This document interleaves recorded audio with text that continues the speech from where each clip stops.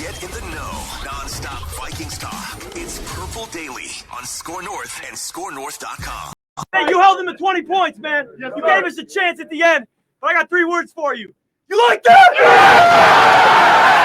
So I heard it all week long, right? 0-9 on Monday night. You like how this tastes? Zimmer makes it weird. He just makes it weird every time, man. All right, this is Purple Daily with Mackey and Judd.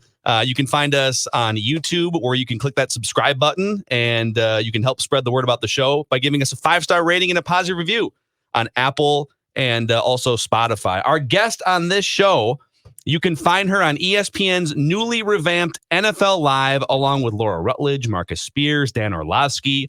And NFL Live continues throughout the offseason, Monday through Friday at 3 o'clock Central Time. Welcome, Mina Kimes, to Purple Daily. What's up, Mina? Hey, thanks for having me. So we know we have limited time with you. We have like 10 minutes because you're going through a radio car wash here. And so we would love 10 minutes of every Vikings take and every Kirk Cousins take. Like we will clear out if you want. If you have 10 minutes of takes, the floor is yours. And speculate too, all you want.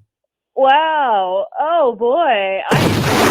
Reckless speculation. Oh, man. Fire away. What do you want to know? Ask me a Vikings question. Let's do it that way. Okay. Is Kirk Cousins better? Is Kirk Cousins more likely to be a Super Bowl winning quarterback or a vocal lead on Broadway? Super Bowl winning quarterback. Although I do enjoy his acapella tapes. I have seen those on YouTube, but Kirk Cousins is such a he's a conundrum, I think, because some guys, you'll ask me to come on and give takes about quarterbacks and teams, and like I'm doing Denver radio right after this, and I'm going to tell them Drew Lock ain't it.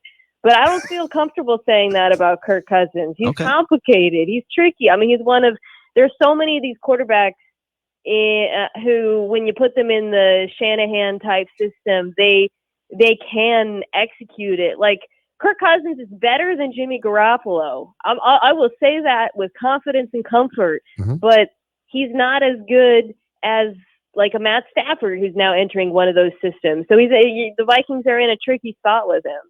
So can he ultimately, do you think, win a Super Bowl? Can he be someday the guy who's standing with Jim Nantz to his right on some weird stage hoisting the Lombardi trophy? Yeah, with an elite defense. Actually, the Jimmy Garoppolo is a great comparison. I think if Kirk Cousins had been in that game against the Chiefs, in that situation, the Niners would have won the Super Bowl. But, yeah, which is part, it's funny. You hear all these rumors, right, about Kyle Shanahan wanting him, and I think that slight difference would be why. But, again, Kirk Cousins is not a creator, but very few quarterbacks in the NFL are, frankly. Yeah. Mina just praised her own comparison of Jimmy Garoppolo there, which is commended on this show. I love it. I'm in lockstep there, though. I think she's exactly right on that one. I think I think the feeling here is there's a lot of good. Like Mike Zimmer is a good coach, but he's not one of the 5 or 6 best coaches. Not a great coach. Rick Spielman is a good roster construction guy, but like they have offensive line holes all the time, and they've never found a great quarterback. And Kirk Cousins is a fringe top 10 quarterback, and it feels like the Vikings have been very comfortable being good for a long time, and we would like to see them do what the Chiefs did. And I get that, like, finding Pat Mahomes is a once-in-a-generation thing, but like, don't be comfortable with good. So that's where we're find the best quarterback in the history of the NFL, and you guys can win the Super Bowl. That's all it takes. Well, I think the Vikings are tricky too because when you got a defensive-minded head coach, you really need a brilliant offensive coordinator. Yes. I would look to Sean McDermott being a great example of that. Whom, in terms of teams that made it really deep into the playoffs, where Brian Dable, like, honestly, I didn't think he was good the first year in Buffalo and prior to that. And he really developed as a coordinator. Even last year, I would say he had a year before Josh Allen made the leap where Brian Dable made the leap. And that's what Minnesota needs. Easier said than done. Because you're more likely than not, you're not making a change at quarterback. But can you find a replacement for Gary Kubiak who elevates you've got nice weapons and you've got a quarterback who can execute that sort of scheme, but you really need a play caller to take it to the next level. So unfortunately, you just broached the key to the subject of why this is a problem here, though. And it's this one. So Zim is a brilliant defensive mind, right? I mean, he's very good. He's very sound. And the Vikings most years defensively are good. Here's the problem. Zim does not control, but he likes to be in the kitchen when they're cooking the offense. And Mina, that's the problem, because the man loves to run the football and establish the run. And he literally is in 1996, and the good ones now are in 2021. And I don't know how you can get an OC who wants to work here when he's basically told what we really like to do is give the ball to Dalvin and run it, Mina. He's more meat and potato. He's like the guy that walks into the chef's area and says, we need more potatoes. But just leave the kitchen, and he won't leave the kitchen. Well, I'll tell you this. I root for the Seattle Seahawks, have all my life, and nobody expected Seattle, which is helmed by a similarly minded coach, to have one of the most pass-heavy offenses in early downs out of nowhere this season. Now, granted, that offense fell apart for reasons that have nothing to do with that as the season went on, but it's not too late for an old dog to learn new tricks. You just got to have an offensive coordinator who's willing to stand up to him, and then a head coach who's willing to adjust. But I agree with you in terms of the run-heavy offense.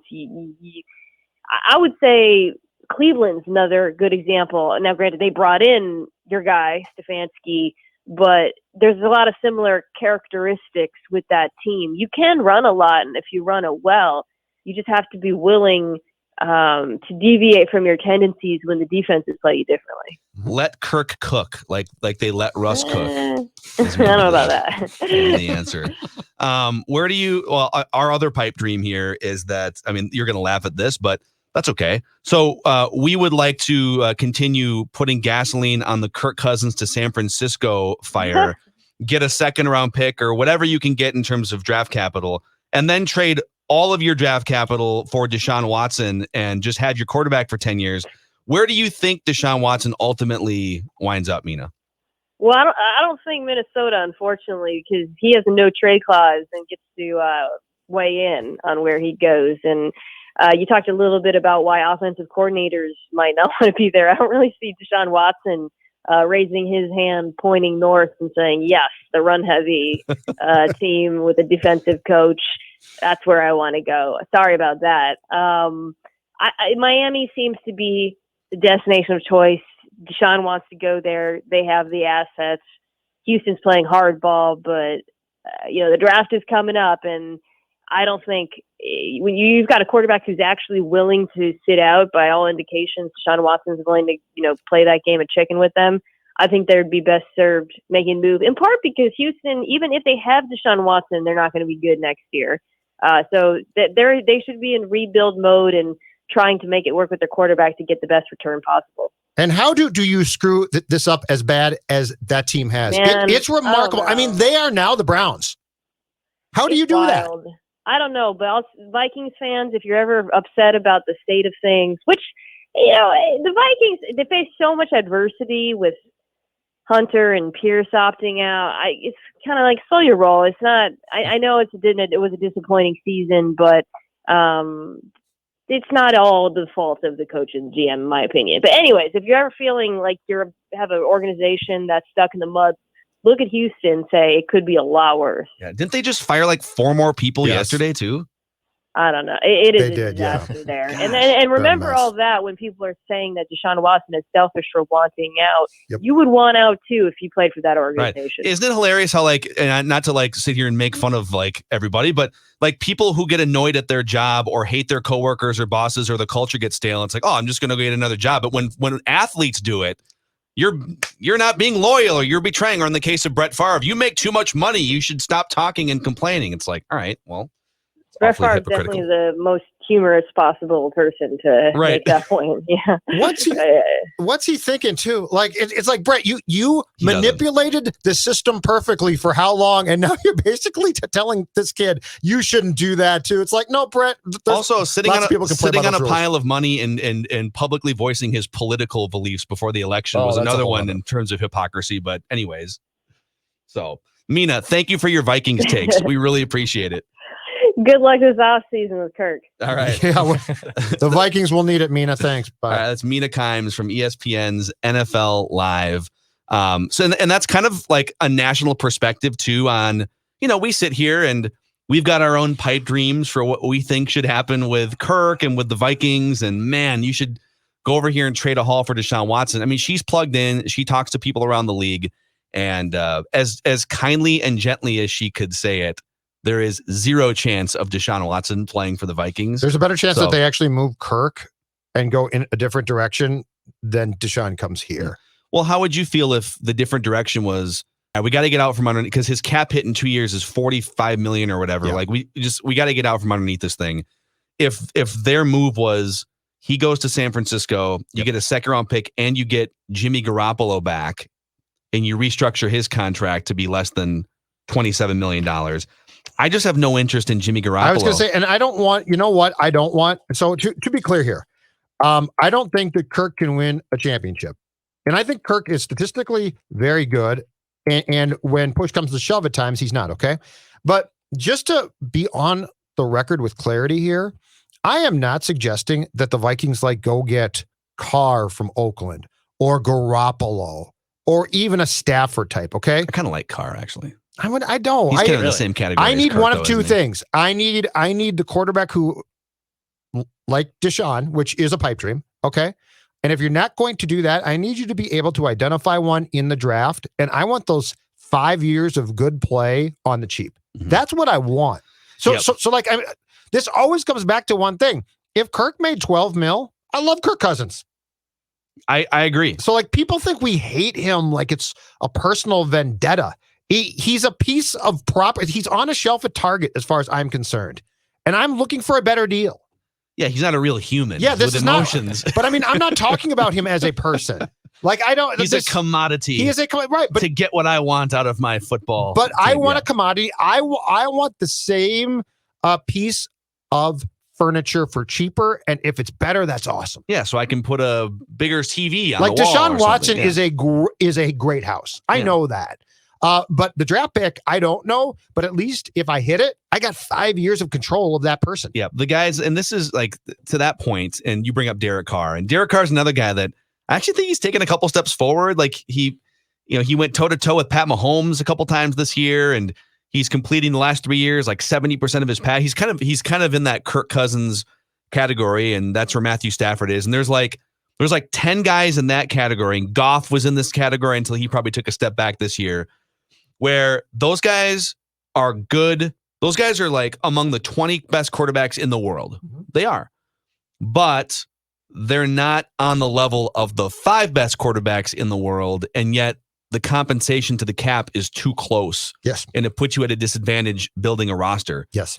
When you have Derek Carr or Kirk Cousins or Matt Stafford or 2 years ago version of Jared Goff, there's any number of quarterbacks in this category that we could keep naming. I think Dak Prescott's probably kind of in that category. He's really good, but those guys are definitely good starting quarterbacks, but they're a lot better if they make way less money, because then you can build the things around them to make them better, and your defense, et cetera, et and cetera. So if I get a young one who can play for me and develop and have an impact, now I've got a deal. Yeah. It's really, it's kind of the no man's land. You don't see teams, again, we're talking about Super Bowl here. We're not talking about 10 wins.